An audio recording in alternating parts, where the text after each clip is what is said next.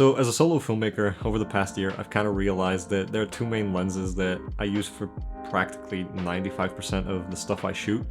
And so in this video, we're going to talk about what those lenses are, why I like them so much, as well as why I think they're probably the best options for solo creators to start off with and then keep using down the line. So there are essentially two main lens types that I think basically everyone should have, and the first one is a standard range zoom. So something like a 24-70, or if you're like myself and you're shooting on an APS-C camera, that's going to be in the ballpark of 16-55, and in my case it's the Tamron 17-70 f2.8. If you can afford it, I would recommend that you also go for a zoom lens that goes down to at least f2.8 because it just makes it a lot more usable in lower light situations. But if you can't afford it, or if you don't need the low light performance, you can just get any decent mid-range zoom. The second lens type is a general all-purpose prime lens, so something like a 30, 35, or even a 50 is probably gonna fit into that category pretty well. I know that a lot of people really swear by their 50mm lenses because they give you a field of view that's the closest to what the human eye sees, but in my opinion, they're a little bit too tight, and so I would recommend that you go for something like a 30 or a 35 because it's just a little bit wider and it gives you a little bit more usability out of it. In my case, I decided to go for the Sigma 30mm f1.4. Again, if you can afford to go with something like an f1.4 or an f1.8 is probably best. I realize that depending on what type of camera system you're using and whether you're shooting on APS-C or full frame, 1.4 lenses can be a little bit expensive. So if you want to save some money, you can just go for an f1.8 lens, and it's probably going to get you 90% of the way there in terms of what you can get from it. So the reason why I think everybody should have a standard range zoom is because it's just really convenient. Being able to zoom in and out whenever you need to is super useful. And in my case, I work on a lot of lifestyle adventure content, or it's action sports, and it's generally speaking run and gun situations where it's very fast paced and I have to repeat some shots a few times from different angles with different focal lengths, and I usually work on most of my stuff solo or in a team of one or two other people, and they're usually doing their own thing, so I don't really have anybody running back and forth handing me the lenses that I need to be using and then taking away the ones that I don't.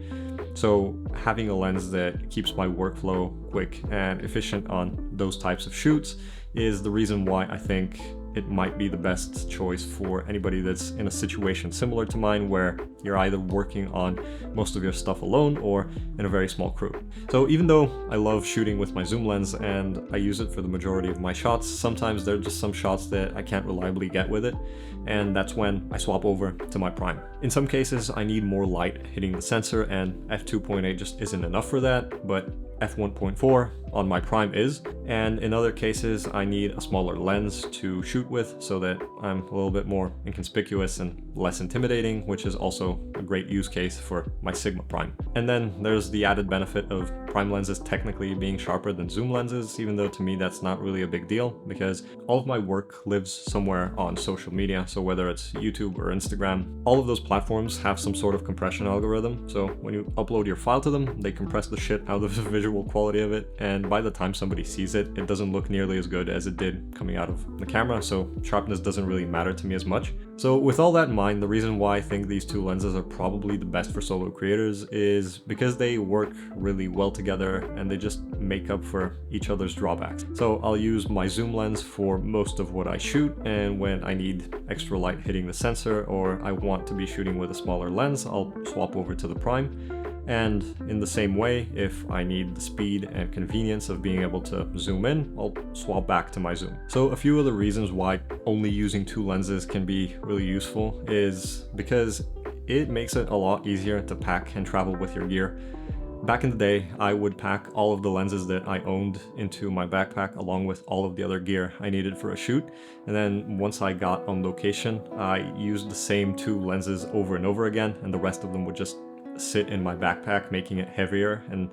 basically making it a pain in the ass and the lower back and the upper back and the shoulders to carry around with me. So eventually I just decided to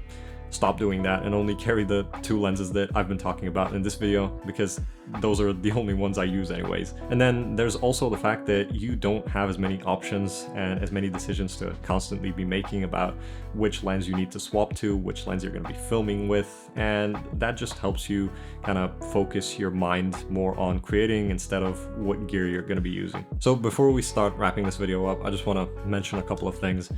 First off, I'm not telling you to go and buy these exact 2 lenses that I've been talking about in this video, because if you're using a different camera brand or if you're shooting full frame, that obviously doesn't make sense because they're not going to work for the system that you're using. But it's more about the general types of lenses themselves. And even though I think they're the best for solo creators, it's not like I'm trying to convince you that they're the only ones you should ever be using. Obviously, if you need more reach, you can look for a telephoto zoom or a longer range prime, and if you work in tighter spaces and you just need wider shots, you can look for a wide angle zoom or a wide angle prime. I just think that these 2 lenses, or actually these 2 types of lenses, are a great starting point that will have you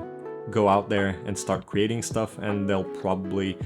cover most of your needs. But it still essentially comes down to just understanding your workflow, and then as you work on more and more different projects, you'll be able to kind of figure out what your needs are, and you'll have these 2 as a foundation that you can add other lenses onto down the line. So I hope this video was helpful to those of you who are just starting out as solo creators and you're trying to figure out what lenses you should pick up, or maybe you're somebody that's been doing this for a while and you're just trying to figure out a way to simplify your workflow and the gear you use. Hopefully I was able to convince you that you don't need a huge collection of lenses just to go out there and create some cool stuff. So as always, if you made it to the end of this video, I want to thank you for watching, because it really means a lot to me. Hopefully you decide to stick around and subscribe, and I'll talk to you in the next one.